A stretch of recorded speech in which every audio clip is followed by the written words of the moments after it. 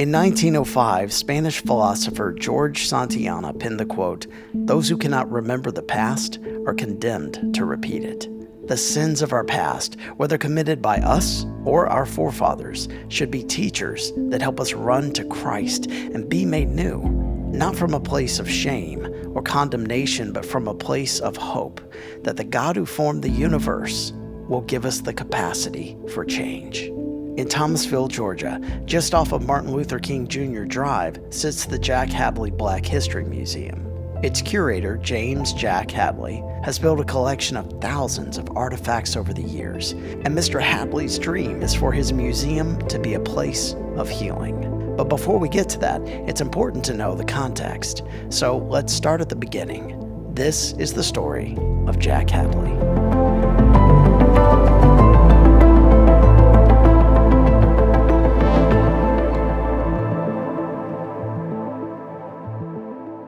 My mom and dad, they were not slaves, but their parents were slaves. Simon Hadley, who was the slave master, who was one of the finders of Thomas County, impregnated the slaves to get my grandfather, Richard Hadley.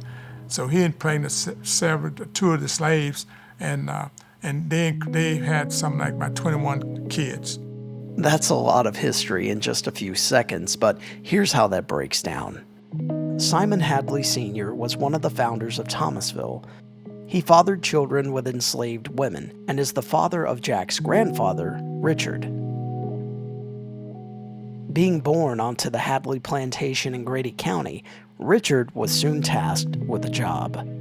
What he would do when he got big enough, he gave him this bull home here, and I can't blow the bull home, but he gave him this bull home and told him to use this bull home to blow, to wake the slaves up in the morning, and then send them to the field to pick cotton or whatever.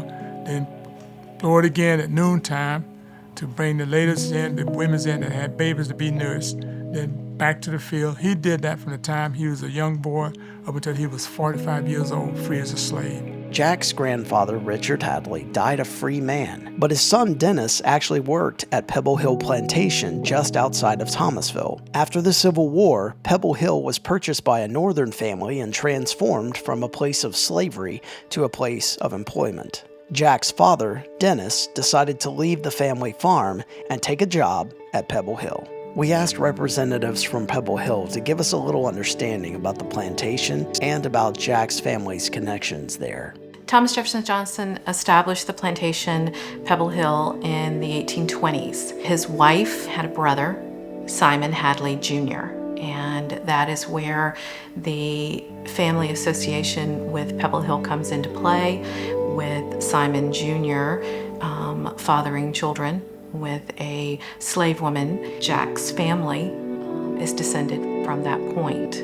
Pebble Hill has a deep history here in South Georgia. Its early history is very typical. There were enslaved people that worked the land here. After the Civil War and at the turn of the 20th century, Thomasville city leaders sought to cultivate Thomasville as a winter destination. They saw an opportunity for people from the north to come and enjoy a warmer winter climate. When the Hanna family bought it in 1896, their goal for the property was to become a winter residence for them, as well as a place to enjoy sporting pursuits.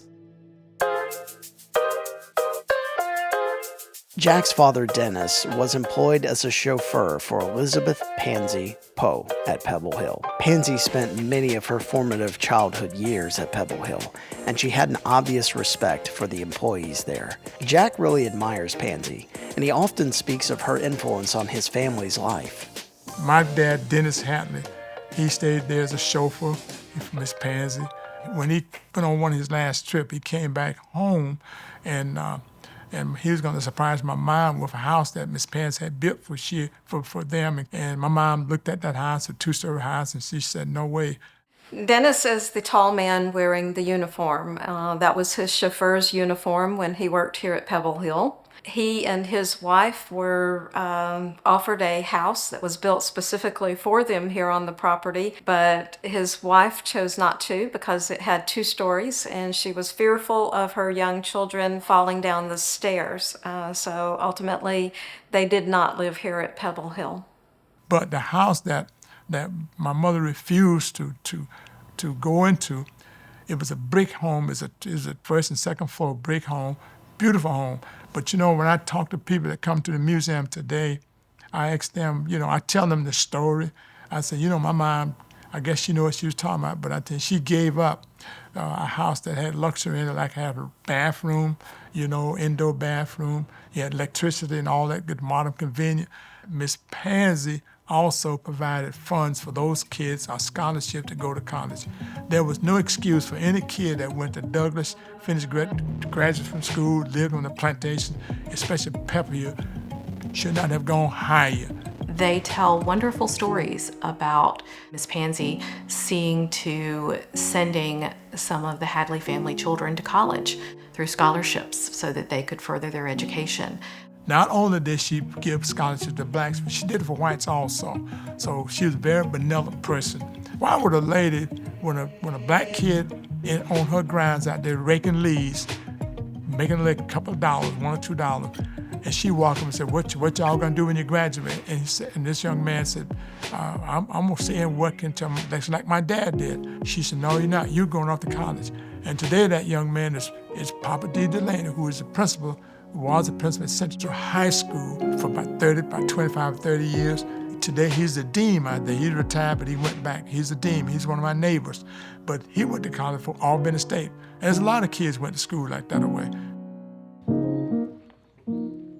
Pebble Hill Plantation really did shape Jack's family life, but when it came to further education, Jack would ultimately choose the military life. My family's a military family. I got uncles served in World War I, brothers and nephews served in World War II, brother in Korean War, because I'm a Vietnam veteran. My military career, really, I'm gonna be honest with you, it was 28 years of really smooth going. I worked hard as a black man. I had to prove myself to my bosses. I had all white bosses, and I really had to hustle, but they gave me credit. They knew I was a hard worker. When I'd been in only 10 years, I made we call E7 a master sergeant, which is uncalled for a black man. And then I got my next stripe, E8, by the time I had 14 years in. I was asking my commander, why is it that these guys sitting around and the young guys making the chief rank, that's E9, the top rank. He said, Jack, your problem is you got complacent. You need to start going back to school. And that what kicked me off to go back to school. Bingo, I got my chief stripe when I got that social degree, because the military, even today, back then, they look at the education that a young man have on his records. My military career, those 28 years really was great. They gave me some good experience. We traveled the country. We traveled all over the world, really. I had 3 tours, long tours, Spain, 3 years, Germany, 3 years, and then short tours. I went to Vietnam. My first assignment was Saudi Arabia. I went there 2 weeks after I got married in 1957, and then went to California, Beale Air Force Base, California. And because in my travel there, that's when I found out that we wearing a uniform, it didn't mean nothing to people back in the 60s. Jack's career in the military might have been smooth sailing, but some Americans didn't always treat troops with dignity or respect, especially if those troops were African American. Several of the black and white kids was on the bus. Once we crossed the Mason-Dixon line, that's when the bus driver would tell us, you Negro boys got to go sit in the back of the bus. And in uniform, we was treated that way. But even at that, when you stop at a restaurant someplace, a bus stop, go to that window and order your hot dog or hamburger, whatever you can get, and then you still had to go in a back in a colored section. You never had no place to go sit down and eat, but you can look in it, you can see the whites have a nice seat, comfortable place to sit and eat that dinner. And then if you need to use a bathroom, you hope that you can find a sign that say color, color, color. you could stop and stay, but if you didn't see that sign, you maybe find a filling station and hoping that they would let you go use the bathroom or had a bathroom for colored people to stay in. So, but on the base, I was okay. We could do anything we want to on the base. But once you left outside the base, that was a whole different story. Traveling to Texas, I never forget when we was going to another assignment, going to California. My wife was pregnant with her last kid. My kids was crying and whining and going on, so we pulled in a restaurant, and the white man came to us and said, "We don't serve blacks in this restaurant. We don't serve you. You got if you want to eat, you got to go to the back, go in the back in the kitchen." So I looked around. I said, "No, I'm gonna feed my family." So we were sat in the kitchen and ate. My oldest daughter, who is 62 years old today, she remembered that incident because she was about 3 or 4 years old, and she said, "Dad, what did you say?" I don't know what I said. I just went on and let y'all eat down and moved on. And we had our rights in the military, but once you get off the base, you had to use your own sense. And I just remember back during the 60s when I so much wanted to get involved with the civil rights movement, but I couldn't because of the fact I was in uniform. I was a military person. So I sort of this, accepted it until I really got out and found out more about it when Dr. King came along.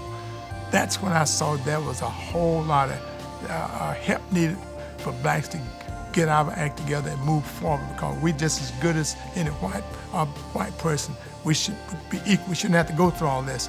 My feelings didn't start affecting me until actually I came back out of the military, and that I could play a part in that effort.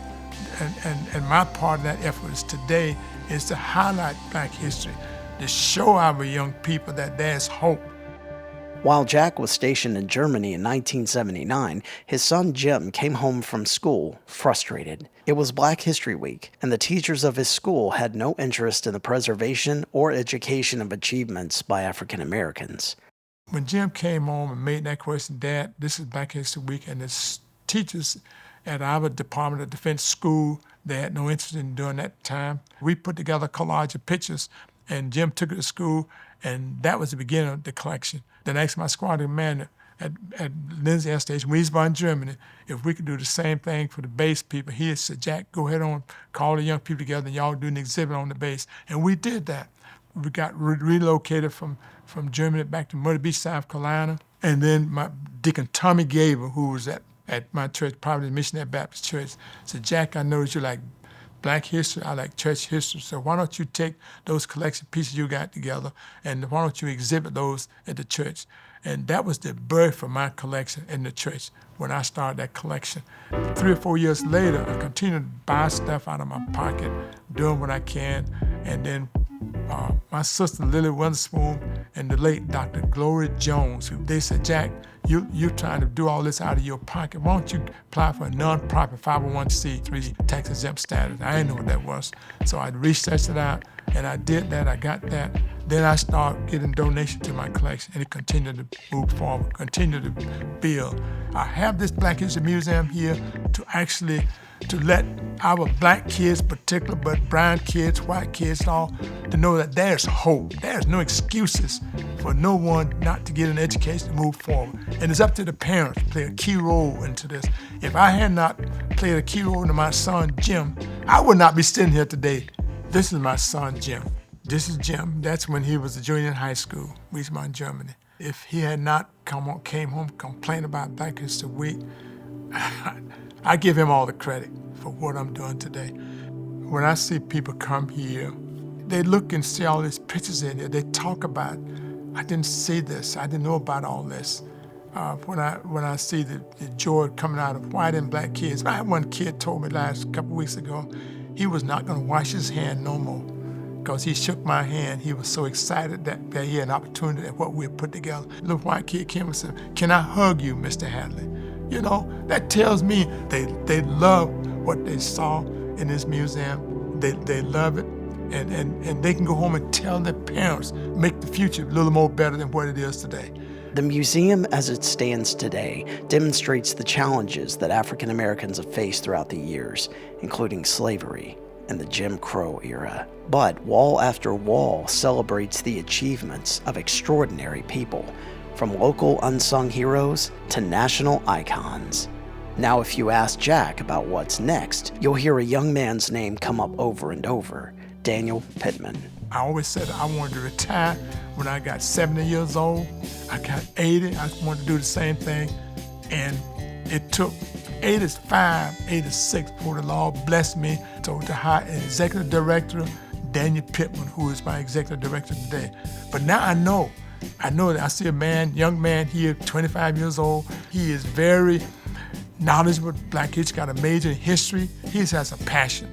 And when we interviewed 19 people for this position, we selected a Black young lady out of Texas along with Daniel Pittman.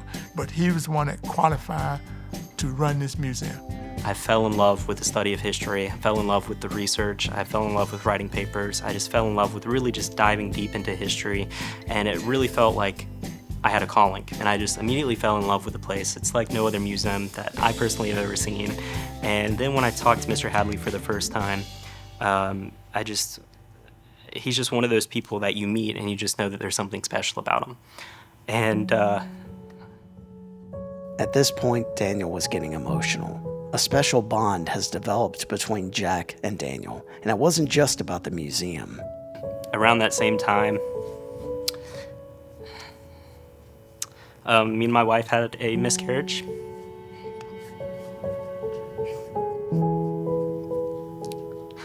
And that was really hard. But Mr. Hadley, he was just so supportive. He was just so supportive and of both me and my wife. And Mr. Hadley is one of the most genuine, most loving, most helpful people I've met in my life. I've never met anyone quite like him. He hasn't taken a dime of any kind of salary for all the many years that he's worked here at the museum. He is so selfless, so loving, and I just can't sing higher praises of Mr. Hadley. The respect and love Daniel has for Mr. Hadley goes both ways. We took a tour of the Bottom, a district in Thomasville where several African-American-owned businesses used to exist, and the bond between these two men was obvious. They come from two very different ages, but they unite in their mutual love for history and their belief that understanding that history will bring healing. And they aren't sitting still either. Mr. Hadley told us about the next big project on the horizon, the Imperial Hotel. For 20 years, people would ask me about what y'all gonna do about the Imperial Hotel. Two foundations, the Thomasville Landmarks Corporation, the Williams Family Foundation, had gifted us $40,000, said, go buy that hotel. And we bought the hotel. The Imperial Hotel is an incredible piece of history, one, because of the fact that it's a Green Book location. This is the Green Book right here. This is what we call the Green Book. Now, when we purchased the Imperial Hotel back in 2018, a lady walked in and said, Mr. Hadley, your hotel you just purchased is in the Green Book. The Green Book was created by a Black mailman named Victor Green, and it was published from 1936 to 1967. And what he did was he contacted other mailmen across the country to create a roadmap of where it was safe for African Americans to stay during the time of segregation. If you were a Black traveler in this country, you had very limited options, and if you didn't see a sign that said colors welcome, unfortunately, you wouldn't be able to stay at that establishment. What the Green Book allowed for was for travelers to actually look through and be able to plan their trip ahead of time, as opposed to just hoping and praying that they would be able to find a location to stay at. One of the things that I did several months ago for an event that we hosted last year was Celebration of Preservation. I created an interactive map of 109 Green Book hotels in South Georgia and North Florida. What I found was, of those 109 locations, only 12% are still standing. There's only 3 hotels in this entire region that are in any kind of condition for restoration, one of that being the Imperial Hotel. The main thing that we're so excited about is to continue Mr. Hadley's legacy and to really create one of the best places in the country for the celebration and preservation of African American history. So what does the Imperial Hotel have to do with Jack's legacy? It's not just about the hotel, but rather the entire surrounding area, including a nearby shotgun house and the empty lots that it sits on. Mr. Hadley has entrusted the future of his museum to Daniel, the museum's board, and other community leaders. and their goal is to expand the museum in a brand new project that will see the restoration of the Imperial Hotel and the creation of a new museum facility. Our current museum space is about 5,000 square feet. We have about 5,000 items on our walls. What the Jack Hadley Yards will house is a 10,000 square foot museum space where we can incorporate some of those items that nobody's ever seen before, so we can really have an all-encompassing space for the celebration and preservation of African American history. This space is actually going to be built right next to the Imperial Hotel and the Shotgun House. Going forward, Mr. Hadley's legacy will always be carried forward. Mr. Hadley and his son who started this museum, and making sure that Mr. Hadley's vision will be carried out, whether we're right here on Douglas or on West Jackson Street, is something that is so important to us. And when you look at it, Mr. Hadley's legacy isn't just the legacy of one man, but it's a legacy of a community, it's a legacy of people, it's a legacy of history.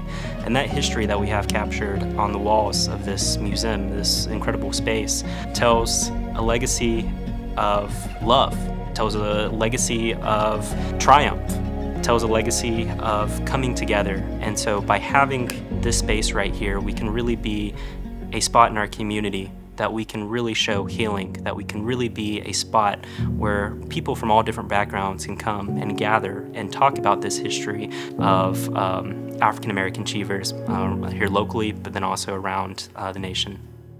As for Jack Hadley, his trust for the future doesn't come from his hands, Daniel's efforts, or the community's support. His hope for what comes next comes from only one source. I think God played a key role into my life to make all this possible. If I don't wake up in the morning, I know things gonna be okay.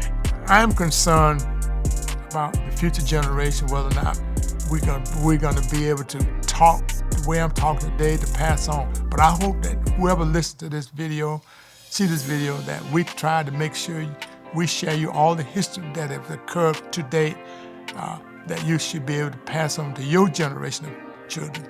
If we are, as America, gonna come together as one, we gotta understand each other. We gotta know each other's culture, history, in order to come together and understand each other. We gotta be all one. I hope it does bring that unity to America, bring us together. I mean, it hurts to see what's going on around this country today. The shooting that's going on, innocent lives are being lost. So I think we need a lot of Jesus involved to get this thing going right for us. You know, we're gonna go to heaven one day, and we're not gonna have no separation up there. We're gonna be able to go there and rejoice. And I look forward to that day myself. So let us all pray that you young people and elder people take what we've shared here this morning, pass it on to your generation, to your kids, and let them know that it's gonna be okay. It's gonna be okay. It'll be okay. It'll be okay, yeah. Cause God is good, no, wait, God is great, yeah, yeah. It'll be okay, it'll be okay.